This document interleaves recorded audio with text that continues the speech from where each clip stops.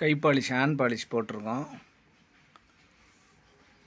இது 2 litre சீலரு, 2 litre தின்னரு, 2 litre polish போட்டிருக்கு. வேங்க மரம் கதுவாஸ்கால.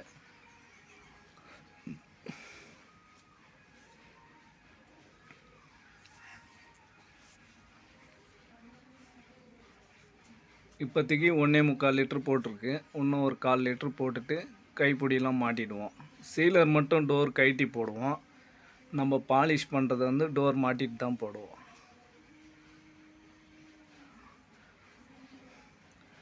பாலிஷ் துடைக்கிறது வந்து குறுக்க துடைப்போம்.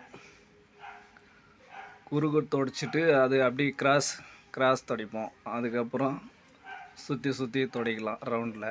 அதுக்கு ஆப்போசிட்டும் சுற்றி துடைக்கலாம். லாஸ்ட்டாக ஃபைனலாக நம்ம ஸ்ட்ரைட்டில் தான் துடைக்கணும். நம்ம துடைக்கிறது வந்து லைன் வரும் பின்னாடி துணி துடைக்கும் போது.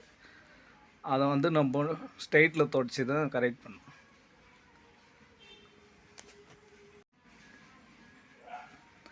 ஸ்ட்ரைட்டாகவே போடணும். பாலிஷ் போடுறது வந்து நம்ம ஆரம்பத்தில் குறுக்க நெடுக்க கத்திரி சுற்றி போடலாம். லாஸ்ட்டாக ஃபைனலாக நம்ம ஸ்ட்ரைட்டில் தான் துடைக்கணும். நீட்டாக நம்மளுக்கு அந்த நிறம் அடங்கிடணும். சீலர் போட்ட அன்றைக்கி நிறம் அடங்கும். மறுநாளுக்குள்ளே அது சீலர் காய நிறம் வலிச்சு ஒரு நாள் காய விட்டு மறுநாள் வந்து தேய்ச்சிட்டு பாலிஷ் பண்ணணும். பாலிஷ் ஆரம்பத்தில் ஏற்றும் போது சரக்கு மீடியமாக வச்சு ஏற்றலாம். நம்ம குறுக்க துடைக்கிறோம், கிராஸில் துடைக்கிறோன்னா ஒட்டை பிஞ்சு துடைக்கணும். கத்திரி மார்க்குன்னு சொல்லுவாங்க. இந்த கிராஸ் துடைக்கணும், குறுக்க துடைக்கணும். அதுக்கப்புறம் செண்டு துணியை ரவுண்டு துடைக்கலாம். நம்மளுக்கு ரவுண்டில் துடைச்சா இன்னும் நைஸ் வரும். சேர துடைக்கணும். குறுக்க கிராஸு ரவுண்டில்.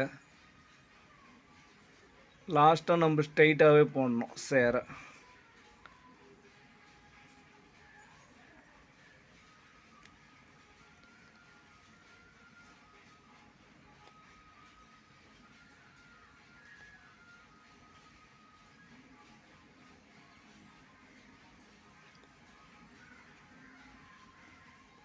பாலிஷ் வந்து கொஞ்சம் கொஞ்சமாக ஊற்றி துடைக்கணும்.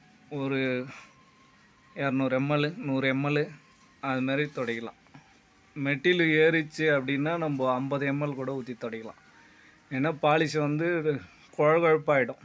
அடிக்கடிக்கு தொட்டு நம்ம பேர்னால காற்றாடுறதுனால பிசு தன்மை வரும். பாலிஷ் நம்மளுக்கு எந்த அளவுக்கு ஃப்ரெஷ்ஷாக இருக்கோ நம்மளுக்கு துணி நைஸாக ஓடும் மரத்தில். நம்ம எந்த அளவுக்கு சரக்கை கம்மி பண்ணி ஒட்டை பிஞ்சு சேர கொஞ்சம் அழுத்தினா போல்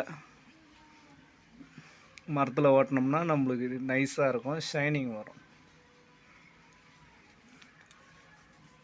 ஒரு கோட்டு குறுக்க போடுறோம், ஒரு கோட்டு கிராஸ் போடுறோம், ஒரு கோட்டு ஸ்ட்ரெயிட்டில் போடுறோம், ஒரு கோட்டு சுற்றி போடுறோம். மாற்றி போட்டுக்கினே வரலாம். நம்ம பாலிஷ் ஃபுல்லாக ஏற்றுற அளவுக்கு நம்ம ஃபுல் ஃபினிஷிங் வர நேரத்தில் கூட நம்ம குறுக்க துடைக்கலாம்.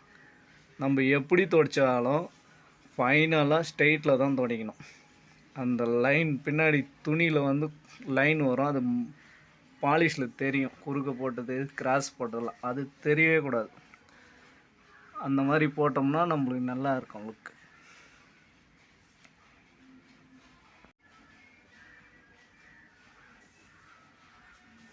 போட்டிருக்கோம். இதுக்கு முன்ன குட்டி பையன் வீடியோ எடுத்திருந்தான். சரி நானே வீடியோ எடுத்து துடைக்கலான்னு ஃப்ரண்ட்டு கேமரா வச்சு போட்டிருக்கேன்.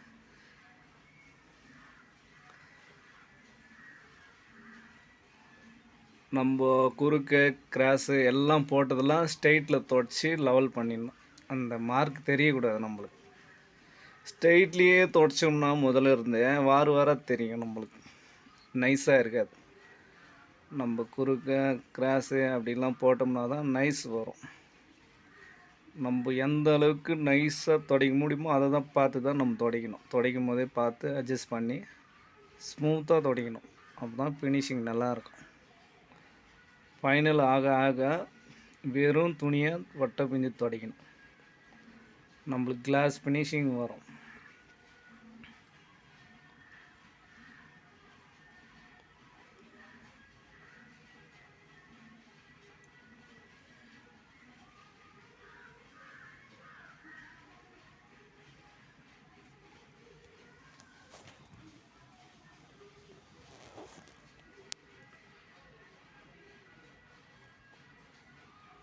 துடைச்சிட்டோம். காய விட்டு